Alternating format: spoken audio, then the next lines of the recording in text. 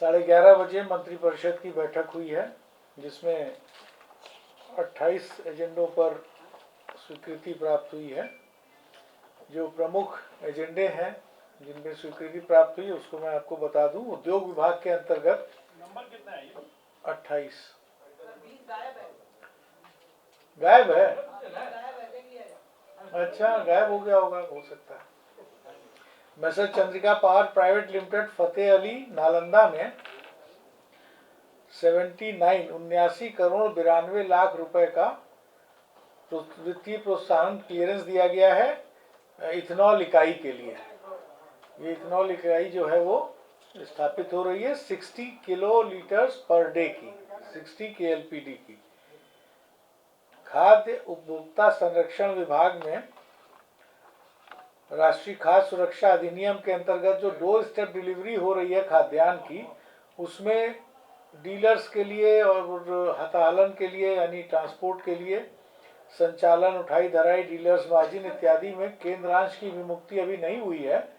तो केंद्रांश की विमुक्ति की प्रत्याशा में अप्रैल 2022 से नवंबर 2022 तक के लिए 455 करोड़ 54 लाख रुपए राज्य सरकार ने अपने मद से विमुक्त करने की स्वीकृति दी है।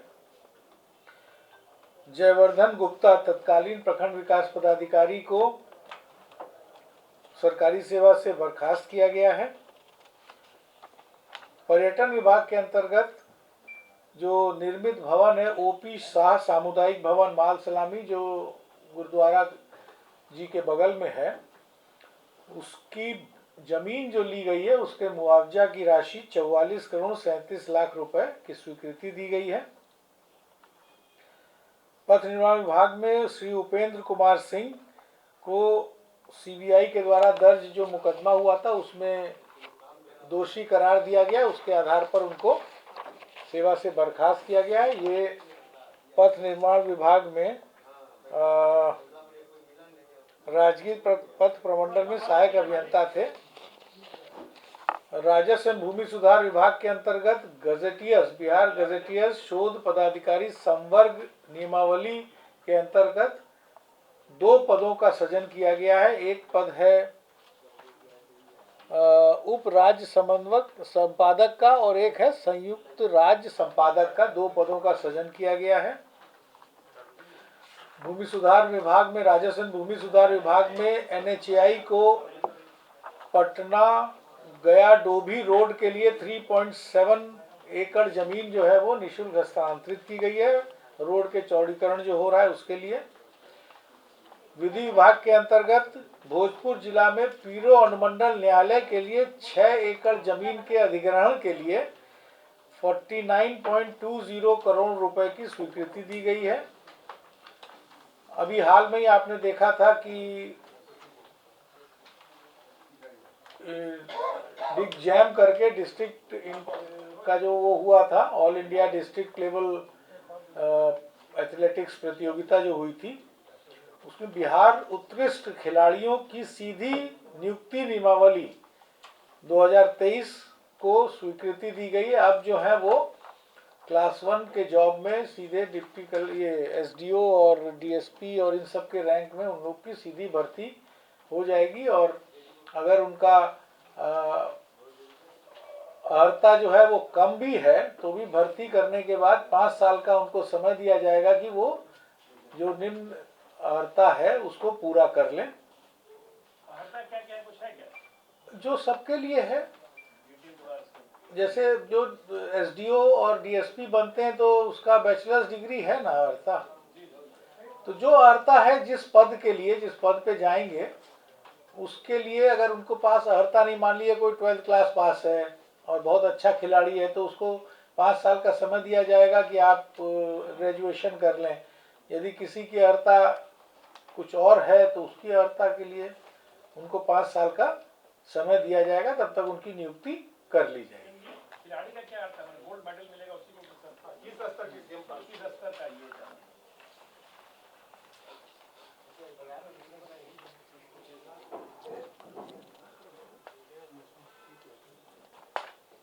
ये बिहार राज्य के प्रतिभावान उत्कृष्ट खिलाड़ी जिन्होंने अंतर्राष्ट्रीय प्रतिस्पर्धाओं में पदक प्राप्त किया हो, सहभागिता की हो और किसी राज्य की ओर से राष्ट्रीय प्रतिस्पर्धा में पदक प्राप्त किए हो की नियुक्ति हेतु विस्तृत प्रावधान किए गए हैं। ठीक है, ये है मेन। उसमें है गृह विभाग पटना द्वारा अधिसूचित किया गया, उसमें सिपाही संवर्ग, पुलिस अवर निरीक्षक संवर्ग, पुलिस उपाधीक्षक पद पर सीधी नियुक्ति की जा सके। अलग अलग कैटेगरी के लिए है। सीधी भर्ती प्रक्रिया के अंतर्गत पदक विजेता सहभागिता प्राप्त करने वाले खिलाड़ियों के आवेदन सीधे तौर पर प्राप्त कर नियुक्ति की अनुशंसा किया जाना प्रावधानित है।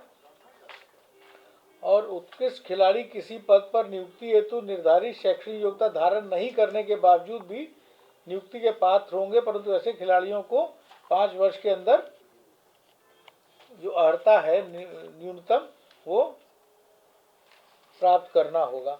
फिर डिटेल है, डिटेल में आपको मिल जाएगा जो अधिसूचना निकलेगी। क्लास 1 जॉब के लिए कुछ निर्धारित किया गया क्या अंतर्राष्ट्रीय राष्ट्रीय उस पर क्या असर होता है? राष्ट्रीय या अंतर्राष्ट्रीय दोनों है ना? किस स्तर का और क्लास 1? हाँ, अलग अलग है। तो सर उसका फोटो करवा दिया जाए डिटेल, तो लिखने में सुविधा होगी।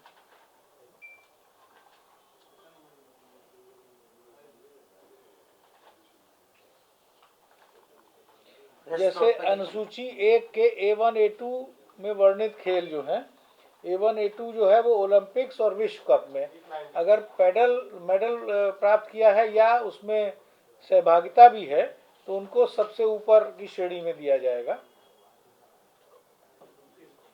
तो इसी तरह से अलग अलग श्रेणियों को विभक्त किया हुआ है, आप देख लीजिएगा।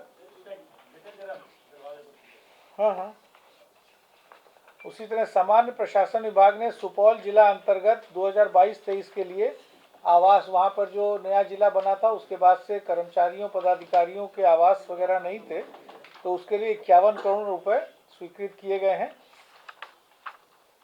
सामान्य प्रशासन विभाग के अंतर्गत ही बिहार प्रशासनिक सुधार मिशन सोसाइटी पटना के लिए सामान्य प्रशासन विभाग में जो पद हैं उसमें कुछ पदों को सृजित किया गया है, कुछ पदों को प्रत्यार्पित किया गया है और 37 नए पदों को स्वीकृत भी किया गया है। और कुछ जो पद पहले से थे उनमें से कुछ को प्रत्यार्पित करते हुए और बाकी का अवधि विस्तार जो है वो 23-24 से 25-26 तक के लिए किया गया है। उसी तरह स्वास्थ्य विभाग के अंतर्गत स्वास्थ्य भवन का निर्माण हो रहा है, जहां पर स्टेट हेल्थ सोसाइटी का भवन है उसी के आसपास। उसके लिए पुनरीक्षित प्राक्कलन 58.33 करोड़ का स्वीकृत किया गया, क्योंकि उसमें स्कोप ऑफ वर्क 1 मंजिल ऐड की गई है और कुछ अन्य चीज़ें ऐड की गई हैं। तो उसका पहले प्राक्कलन था 58.33, अब हो जाएगा 87.46 करोड़ रुपए का पुनरीक्षित प्राक्कलन की स्वीकृति दी गई है। एक महत्वपूर्ण निर्णय हुआ है स्वास्थ्य विभाग के अंतर्गत राज्य के सभी सरकारी चिकित्सा महाविद्यालयों में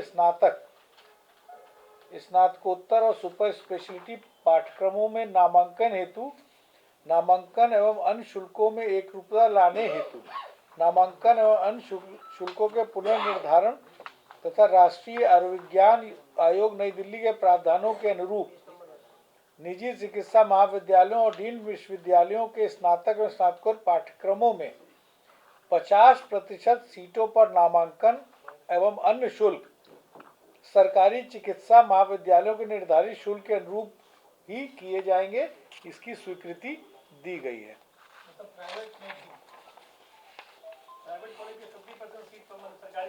हाँ, ये पूरे इंडिया में नेशनल काउंसिल जो है,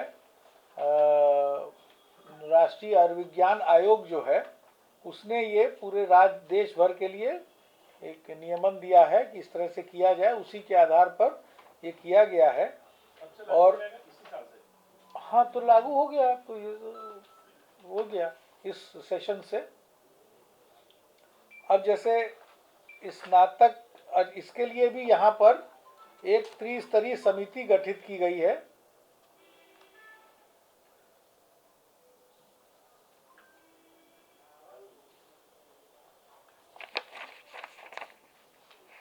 जो राष्ट्रीय आयुर्विज्ञान आयोग नई दिल्ली है, उसका जो प्रस्ताव दिया गया है उसमें जो निर्देश दिए गए हैं कि राज्य के सभी निजी चिकित्सा महाविद्यालयों और डीम्ड विश्वविद्यालयों में 50% स्नातक और स्नातकोत्तर सीटों पर नामांकन अंशुल्क राज्य के सरकारी चिकित्सा महाविद्यालय हेतु निर्धारित शुल्क के समरूप होगा। ये मेन दिया गया है और इसके हिसाब से एक पूरा वो राज्य के जो सरकारी मेडिकल कॉलेज हैं उसके लिए शुल्क का निर्धारण भी इसमें किया गया है। वो आपको सर्कुलेटेड है, आप देखिए ना, पॉइंट नंबर 13 का जो डिटेल प्रेस नोट है उसमें देखिए डिटेल है, एडमिशन फी, ट्यूशन फी सारा मेंशन्ड है। तो वो आप देख लीजिए, उसमें पूरा डिटेल्स है।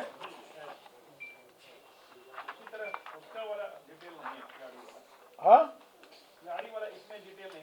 खिलाड़ी वाला तो पूरा एक नियमावली है ना, अब उसको तो डिटेल में पूरी नियमावली 10 पेज की है। अब 10 पेज की नियमावली हम आपको कहाँ से अभी पढ़ के सुना देंगे पूरा। नहीं, नियमावली का ऐसा है ना कि वेबसाइट वो अभी 10 मिनट में नोटिफाई हो जाएगा, नियमावली निकाल लीजिएगा वहां से।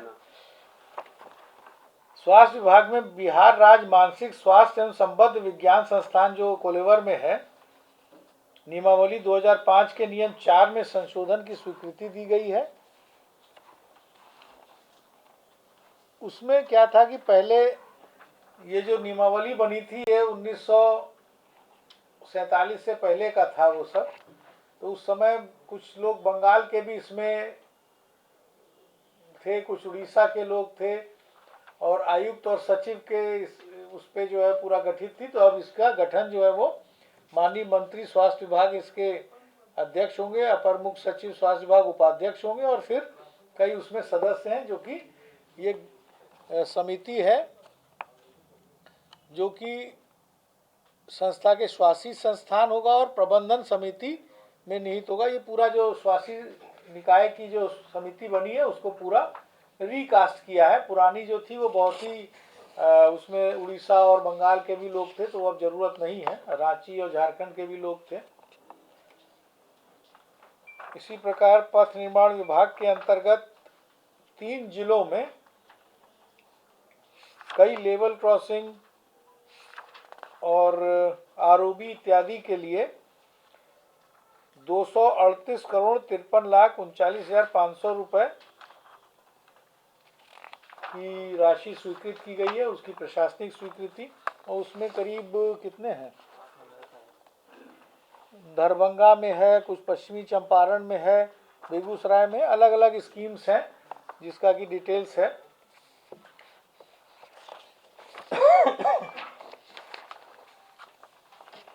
शिक्षा विभाग में आर्यभट्ट विश्वविद्यालय के अंतर्गत 7 विभिन्न स्कूल जो स्थापित किए गए थे, जैसे स्कूल ऑफ ज्योग्राफिकल स्टडीज और इस तरह करके, उन सबको पिछले मतलब 2018 में, पहले तो इंडिपेंडेंट थे, अभी 2018 में उनको विश्वविद्यालय के साथ मर्ज कर दिया गया एज अ डिपार्टमेंट और अब उनमें 201 पदों के सृजन की स्वीकृति आज दी गई है, जिसमें शिक्षक और पदाधिकारी कर्मचारी सभी लोग रहेंगे। संसदीय कार्य विभाग के अंतर्गत विधानमंडल के दोनों सदनों के सत्तारूढ़ दल के मुख्य सचेतक, उप मुख्य सचेतक और सचेतक गण तथा विरोधी दल के मुख्य सचेतक, इन लोग को पहले एचओआर की सुविधा होती थी, जिससे कि रेल से ही ये लोग कहीं भी जा सकते थे। एचओआर होता है हाई ऑफिशियल रिक्विजिशन।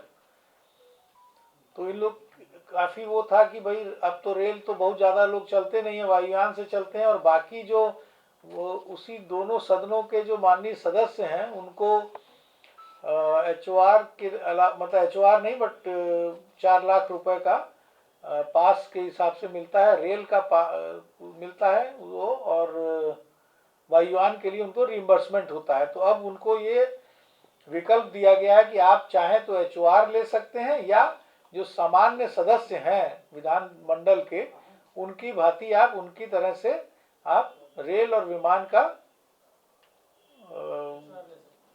HOR नहीं है, या तो HOR ले, या उसका जो ये बोलते हैं क्या कहते हैं रिइंबर्स करने का, या उसका जो पास मिलता है वो ले सकते हैं, दोनों में से एक। और वो अपने नियुक्ति के 1 माह के अंदर उनको ये विकल्प देना पड़ेगा। और जो पहले से हैं सचेतक वगैरह, तो उनको इस अधिसूचना की घोषणा के बाद, अधिसूचना के बाद जो है वो 1 माह के अंदर अपना विकल्प दे सकेंगे।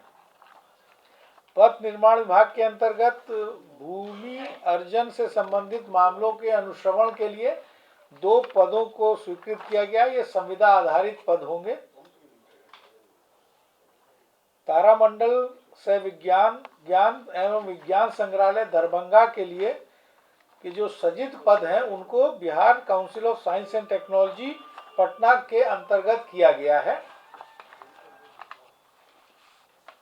उसके बाद उद्योग विभाग के अंतर्गत फतुआ में messrs Tejas iron and steel private limited को 3 lakh metric tonne per annum की क्षमता का TMT और TOR इकाई के लिए प्रोत्साहन राशि की स्वीकृति दी गई है। भवन निर्माण विभाग के अंतर्गत जो मॉडल विधायक आवास हैं, उसमें से अभी 201 आवास बनना शेष रह गए हैं, जिसको की कार्य जारी है। और पुराने जो कॉन्ट्रैक्टर थे उनको ब्लैकलिस्ट करके उनको हटा दिया गया है, और नया कार्य के लिए पुनरीक्षित प्राक्कलन 629 करोड़ 6,70,000 रुपए का स्वीकृत किया गया है। इसी प्रकार नगर विकास विभाग में नमामि गंगे प्रोग्राम, जो कि 100% केंद्र प्रायोजित योजना है, उसमें सुपौल नगर परिषद में इंटरसेप्शन एंड डाइवर्जन तथा सीवेज ट्रीटमेंट प्लांट STP इत्यादि के लिए 60 करोड़ 14 लाख रुपए स्वीकृत किए गए हैं। और इसमें करीब 3 करोड़ रुपया जो है, नहीं 63 करोड़ रुपया जो है वो एक जगह STP के लिए जमीन नहीं मिल रही थी, तो जमीन के क्रय के लिए ये स्वीकृत किया गया है। उसी प्रकार नरकटियागंज में भी STP इत्यादि के लिए 52 करोड़ 6 लाख रुपए का योजना स्वीकृत किया गया है। उसमें 2 करोड़ 66 लाख का सेंटेज की राशि जो है वो राज्य सरकार के द्वारा दी जाएगी। योजना एवं विकास विभाग के अंतर्गत जन्म और मृत्यु रजिस्ट्रेशन अधिनियम की धारा 7 की धारा उपधारा 1 और 5 में शक्तियों का प्रयोग करते हुए रजिस्ट्रार उप रजिस्ट्रार अधिसूचक के संबंध में कुछ सरलीकरण किया गया है, जिसमें सहायक सांख्यिकी पदाधिकारी रजिस्ट्रार वो अब रजिस्ट्रार जन्म और मृत्यु हो जाएंगे। प्रखंड सांख्यिकी पदाधिकारी भी रजिस्ट्रार जन्म और मृत्यु होंगे, और प्रखंड सांख्यिकी पदाधिकारी रजिस्ट्रार जन्म और मृत्यु होंगे। उसी तरह से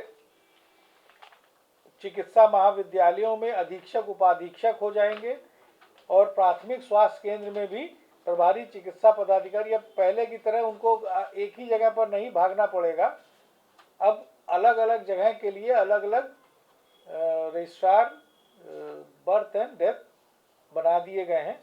तो इससे क्या होगा कि लोग जहाँ पर ही जैसे आपका मेडिकल कॉलेज में या हॉस्पिटल ये PSC में या कहीं हॉस्पिटल में बच्चा अगर पैदा होता है तो वहीं आपका रजिस्ट्रेशन भी हो जाएगा, और अगर मृत्यु होती है तो वहीं पर वो प्रमाण पत्र भी दे सकेंगे।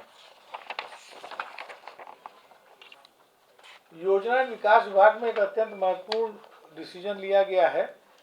अभी हमारे पास ह्यूमिडिटी के लिए, बरसात और ठंडा वगैरह पड़ता है, उस सब चीज़ के लिए तो हमारे पास मौसम विज्ञान की प्रणालियां हैं जिससे हमको पता चल जाता है।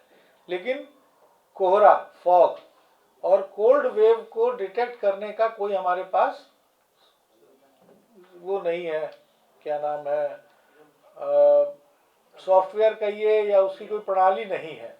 तो उसके लिए national centre for atmospheric research USA से हमारा इकरारनामा करने की स्वीकृति दी गई है, जो $50,000 में वो वन टाइम अपना जो सॉफ्टवेयर है या जो उनकी प्रणाली है उसको देंगे। उसके बाद यहाँ पर उसको हम लोग अपने हिसाब से विकसित करके और तब हम फॉग, क्योंकि फॉग के कारण काफ़ी एक्सीडेंट्स भी होते हैं और हमको पता नहीं चलता है कि एकदम से कब फॉग आ जाएगा, और उसके अलावा कोल्ड वेव का भी हम लोग भविष्य में आने वाली है भविष्यवाणी कर सकेंगे उस चीज़ में। नालंदा खुला विश्वविद्यालय के विभिन्न भवनों के निर्माण के लिए पुनरीक्षित प्राक्कलन 1,20,00,000 रुपए का स्वीकृत किया गया है। और एक महत्वपूर्ण डिसीजन हुआ है जो कि सुप्रीम कोर्ट के उससे भी आच्छादित है।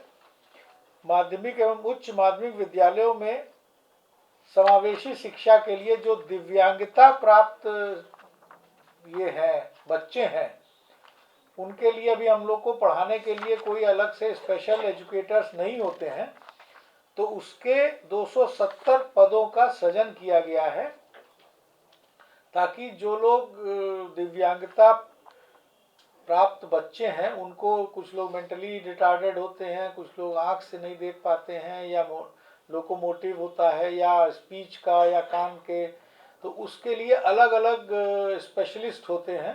तो उनके रिक्रूटमेंट के लिए 270 पदों का सृजन किया गया है।